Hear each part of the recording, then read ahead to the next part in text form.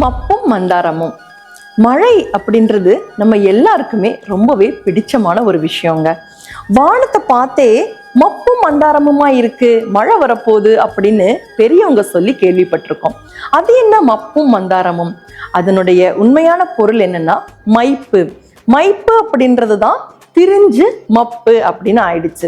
அதாவது மழை வரத்துக்கு முன்னாடி மேகங்கள் எல்லாம் இருண்டு திரண்டு இருக்கும் இல்லையா, அதை தான் மைப்பு அப்படின்னு சொல்லுவாங்க.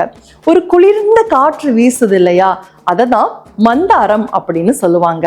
அப்ப இந்த மப்பும் மந்தாரம் அப்படின்றது தமிழில் இருக்கக்கூடிய ஒரு இணைச்சொல். இணைச்சொற்கள் நிறைய இருக்கும். இது ஒரே மாதிரியான பொருளையும் தரும், இல்ல முரண்பாடான பொருளையும் கூட தரலாம்.